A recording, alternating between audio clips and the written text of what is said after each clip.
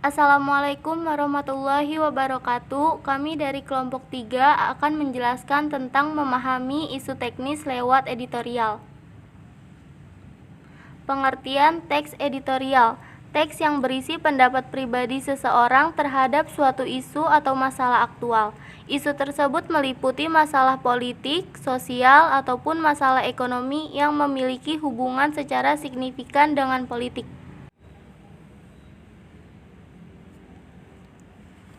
Struktur teks editorial, pernyataan pendapat, tesis statement. Pernyataan pendapat berisikan topik tentang sebuah permasalahan yang akan dibahas. Argumentasi merupakan pendukung yang akan memperkuat opini yang hendak disampaikan. Pendukung berupa fakta tentang topik yang diangkat sehingga memberikan nilai objektivitas pada tulisan daripada sekadar opini belaka. Pada bagian ini penulis berusaha meyakinkan pembaca bahwa apa yang dimukakan itu benar.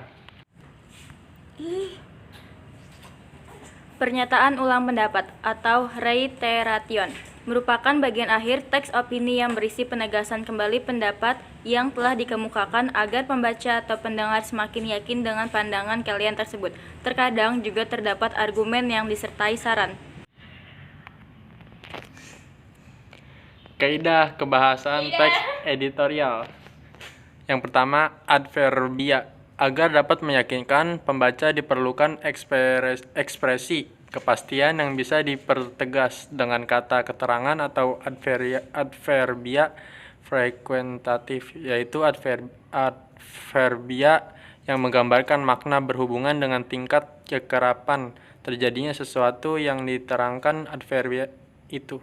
Kata-kata yang digunakan antara lain selalu, biasanya, sebagian besar waktu, sering, kadang-kadang, jarang, dan lainnya. Yang kedua, konjungsi merupakan kata penghubung pada teks editorial seperti kata bahkan. Yang ketiga, verba material adalah verba yang menunjukkan perbuatan fisik atau peristiwa. Yang keempat, verba relasional adalah verba yang menunjukkan hubungan intensitas.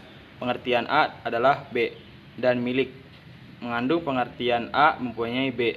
Verba yang pertama tergolong ke dalam verba relasional identifikatif, sedangkan verba yang kedua dan ketiga tergolong ke dalam verba relasional atributif.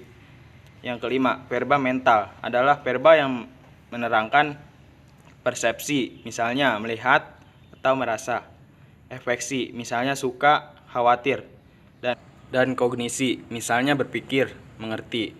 Pada verba mental terdapat partisipan, pengindra, sensor, dan fenomena. Kosakata yaitu perbendaharaan kata-kata, mencakup yang pertama aktual, yaitu sedang menjadi pembicaraan banyak orang. Yang kedua ada fenomenal, yaitu luar biasa, hebat, dan dapat dirasakan panca indera. Yang ketiga ada editorial, yaitu artikel dalam surat kabar yang mengungkapkan pendirian editor. Yang keempat ada imajinasi, yaitu daya pikir untuk membayangkan. Yang kelima ada modalitas, yaitu menyatakan cara pembicara bersikap terhadap suatu situasi dalam komunikasi antar pribadi. Nukilan yaitu kutipan yang dicantumkan pada suatu benda. Tajuk rencana yaitu karangan pokok dalam surat kabar. Teks opini yaitu wadah untuk menggemukkan pikiran.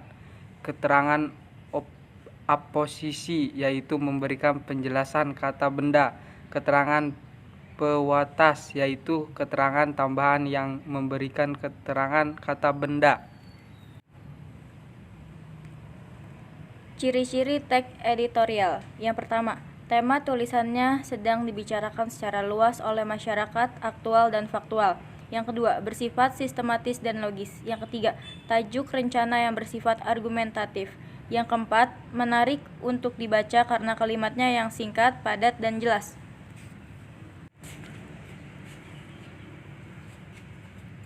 Tujuan teks editorial: mengajak masyarakat atau pembaca untuk ikut campur dalam isu yang sedang hangat dibicarakan.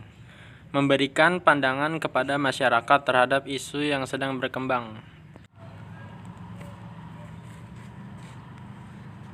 Manfaat teks editorial: menggerakkan pembaca untuk bertindak, menginformasikan kepada pembaca.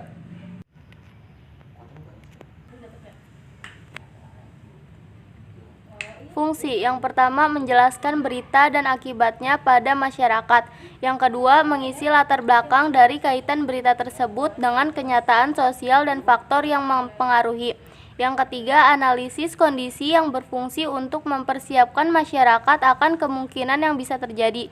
Yang keempat, meneruskan penelitian moral mengenai berita tersebut. Sifat krusial dan dituliskan secara berkala, harian, mingguan, atau bulanan. Isinya menyiapi situasi yang berkembang di masyarakat luas, terkait erat dengan kebijakan media berita tersebut. Jenis berdasarkan penyajiannya. Yang pertama, analitis, yaitu tentang konsep pengenaan sesuatu. Yang kedua, hortatoris, yaitu tentang tindakan yang perlu dilakukan atau kebijakan yang perlu dibuat. Jenis berdasarkan isi. Yang pertama memberikan informasi, yang kedua persuasif, yang ketiga memuji, yang keempat mengkritik, yang kelima menghibur, yang keenam jihad, yang ketujuh interpretasi berita. Aspek yang menjadi fokus: 1. Judul. 2. Latar belakang masalah. 3. Tokoh. 4. Masalah. 5. Peristiwa yang disampaikan. 6. Opini penulis.